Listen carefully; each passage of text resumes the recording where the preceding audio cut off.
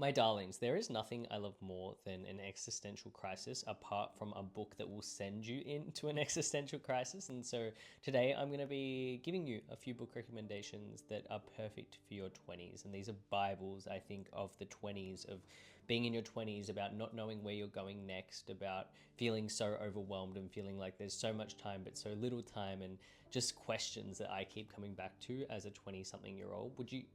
I don't know, maybe I'm in my mid-20s, I'm 23, I guess I'm almost at my mid-20s, and there's been so much change already, and your 20s are cracked up to be these things that, or this thing that is so fantastic and great, but I feel like not a lot of people speak explicitly about the not so great parts, about not knowing where to go and what to do next.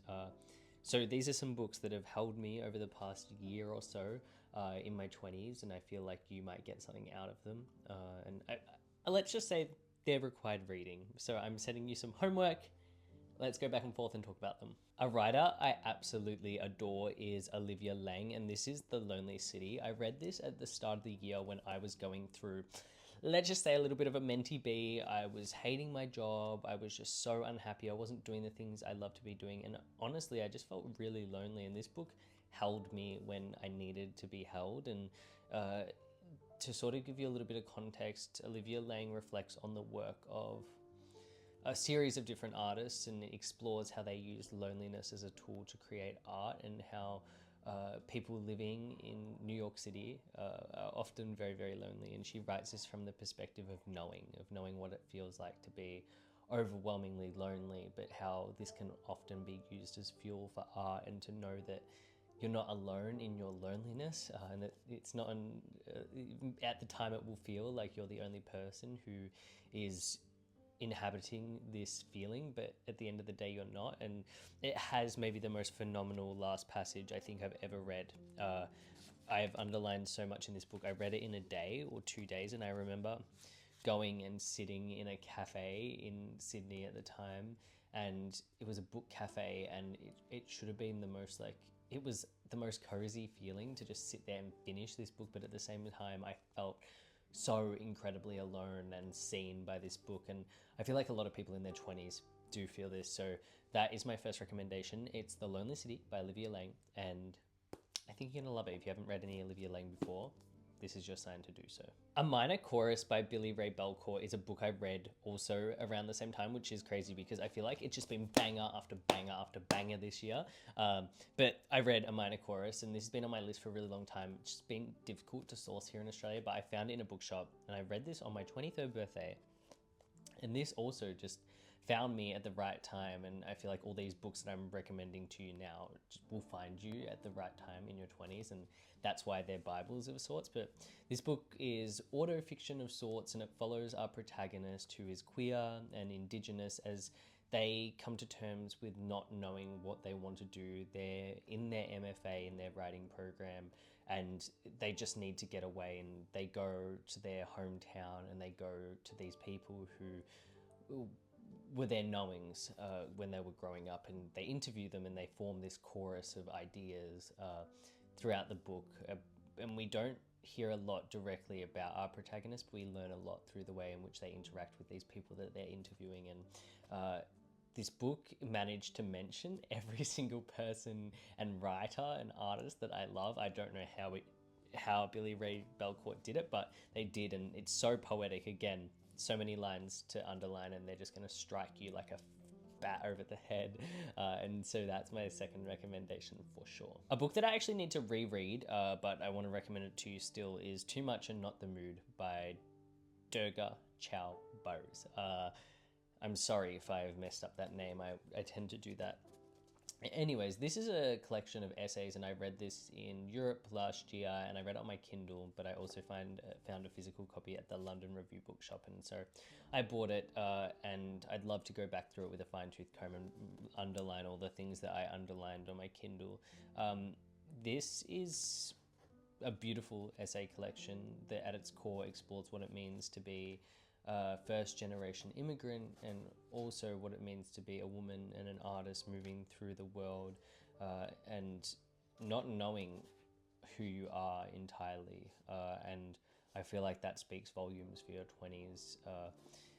Durga Chew-Bose's prose is so poetic, and she just speaks truth. And there's also a fantastic podcast that was an interview at the Auckland Writers Festival between Lord and Durga Chew-Bose. They're quite close, and that was a really fascinating conversation to hear off the back end of this book. And I don't know, it reminds me, I know it says here, it says it's sort of like Bluets, and I feel like this is Bluets, but a more tailored version for people in their 20s who are artists and creative and just don't know where they're heading. And so you have to read this book if you're in your 20s. I think it'll just be some food for thoughts for you. Another book that I absolutely adore is Blueberries by Elena Savage. This is actually an Australian writer, and I read this a few years ago now with Nathan's Nook. Shout out, I love Nathan. But we read this as a buddy read, and I think we both enjoyed it quite a lot. It's a collection of essays, again, on what it means to be an artist, a woman, and a body moving through the world, and what compromises you have to make, and things that you need to think about critically, and what path you follow will determine the cost of your life, and what it means to sacrifice art for other things that society wants you to do. And I really like this, and I think it gave me a lot to think about, but also reminded me that it will be okay, that I'll figure things out. And this is definitely another one that I'd love to reread, because I feel even though it's only 2 years since I read it, it would just hit me again, I think, in a different way, depending on what I'm going through at the time. So definitely another book that I need to read, but I think you'll enjoy it nonetheless. Are you sick of hearing me talk about this book yet? I'm not sure, you probably are, but this is My Work by Olga. It's my favorite book of 2024, and this is a beautiful New Directions book. This is how it should look. This is how a book should look. I'm sorry, but I don't know why we're not putting more effort into books and everything about them. This has beautiful margins, and I need to every book on this list. I'm bad. I'm going to keep saying I need to reread it, because I do, but I don't reread books often. Anyways, this is Olga Ravn's My Work. This is her second piece of published... This is autofiction of sorts, if I'm correct. And she wrote this before The Employees, but it didn't get published till after. And this follows our protagonist before, during, and after the birth of her first child. And it's really interesting because it occupies so many different spaces in its form. It is prose, it's hospital notes, it's diary entries, it's a host of different things that all puzzle together to create this intricate masterpiece that shows what this woman's life was like during her pregnancy, during the birth of the child, and after it, and the ramifications and changes to her life that happened, and the idea that motherhood isn't always what it's made out to be. It can be this thing that eats at you, and I think that children are things that we start to think of in our 20s, and there's pressure that's put on, and everyone's moving at their different pace, and some people are having children, and to think about this critically and see so many different sides of the coin is really, really interesting. I also saw there's been a little bit of discussion on TikTok about Chapel Roan making some comments about not personally knowing anybody who's happy with children, and it's just sparked this whole debate on the internet, and people are getting very, very angered by it. And I was thinking about the notion that writers have been doing this forever. Look at A Life's Work by Rachel Cusk, for example, and the backlash she faced for being honest about her experience of early motherhood. And I loved that book, and I love this as well. And I think this is a really interesting book to be talking about when this discourse has been brought to the forefront. But if you want a book on motherhood, and it's honest, and it's raw, and it's vulnerable, and I adore this book. I think everything from its outer exterior to its insides, and the things it will do to your insides is also fantastic, and I think you definitely should read it. Another book, I'm sorry, you're probably sick of hearing me talk about, is Things I Don't Want to Know by Deborah Levy. This is the first part in her autobiographical living series, and this series, I think, is one of the books that has fundamentally changed me to my core. It has made me think about so many different things really, really deeply, and just be okay within my own space for the moment. And I heard Deborah talking about why she wrote these and why they're called an autobiographical living series, and it's because there is still living to do. Living is an ongoing thing, and it will always be an ongoing thing, maybe not for you yourself but for everybody around you. And so this is why they're staggered, and there's multiple books, because at different phases in our lives we're going through different things. And this one is more on why I write, and it's in response to George Orwell's essay Why I Write, and each chapter is a name of the 4 things he puts forward in that essay, and it's her take on them. And I think it's honestly about feeling lost. At the end of the day, it's about being lost, about not knowing where you want to go, and having something eating at you, but you can't quite put your finger on it. And Deborah Levy, I'm sat. I will read whatever she wants me to. If she wants me to read her toilet paper, sure, go ahead, I'll do it. But I love Deborah Levy so incredibly much. I think she is one of the most fantastical thinkers and writers alive today. And these books are also beautiful. Look at that cover. Look at the blue. I love it. It wouldn't be a Grandpa's Book Club recommendation video if we didn't talk about my queen, Patti Smith. I read this book years ago now. I actually haven't reread this, and I do claim that it's my favorite book of all time because of the way I felt seen. And I feel like at the end of the day, all we want as humans is to be seen and heard. And this book did exactly that for me. And most of you have probably read this book because it's very, very important. But this details Patti's relationship and life living with Robert Mapplethorpe. And Robert Mapplethorpe he's my favorite artist as well. And he was a very highly respected photographer who sadly passed away due to HIV. And this book is her promise to him that she would write their story. And she did that, and it's absolutely beautiful, and it will make you yearn for the 60s in New York and the Chelsea Hotel and all that they did. And this sort of launched my love for Patti Smith, and I've been enamored with her ever since.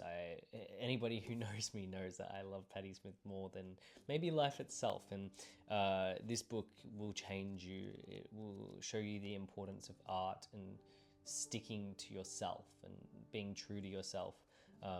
And I adore it. A book that I actually haven't finished yet. I'm about halfway through it, I would say. That's about halfway. But it's Martyr. And I had to say it like that because it's got an exclamation mark at the end. So I had to say it with a little bit of enthusiasm. This book, there's a bit of a story behind me not reading this yet, and why it's taken me so long to get to it.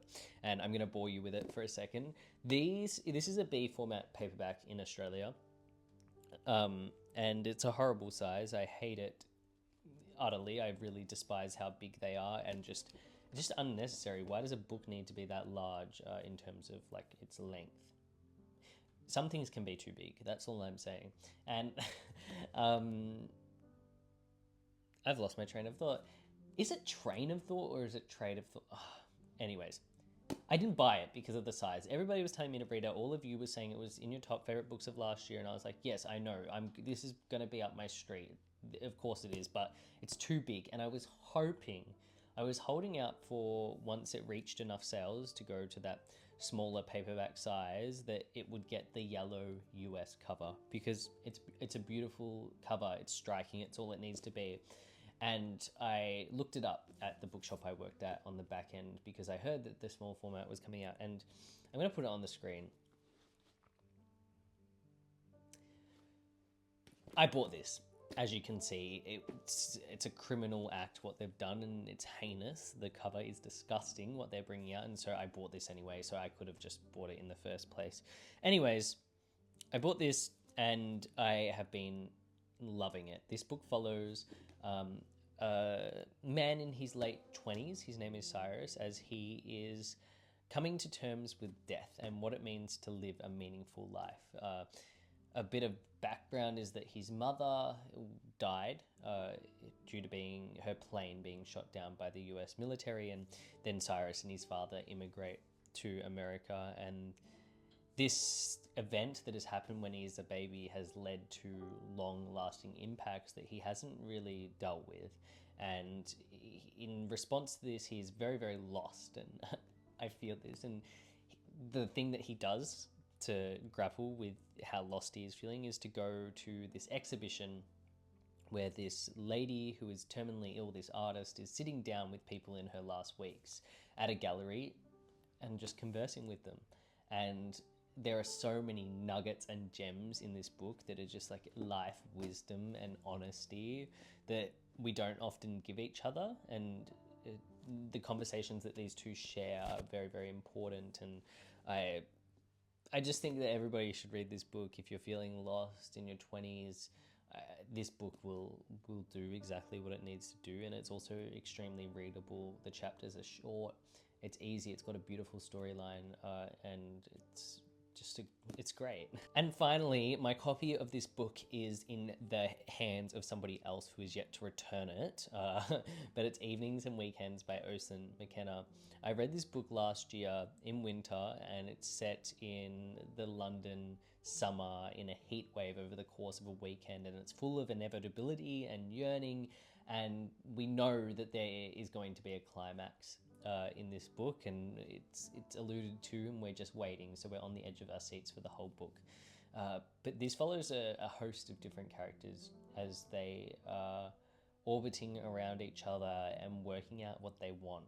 And I think it's a really beautiful and honest depiction about not knowing and about the ways in which we hurt each other and involve ourselves with one another. And it's another plotty book that I think is an honest portrayal of what it feels like to be in your 20s. And this is Oisín McKenna's debut novel, and it's fantastic. I've been recommending it to everyone, and I think it's getting the flowers that it deserves, and I can't wait to read everything that Oisín writes. But this is just a beautiful depiction of the life in the city in your 20s and not knowing. So there you have it, darlings. There are a few of my required readings for your 20s. If you're feeling lost as well, just know that I'm lost too, and I'm sure everybody here is feeling a little bit lost, even if they're not in their 20s. And I think finding company in these books is a good thing, but also finding company in those around you and those who have done it. There's lots of older people.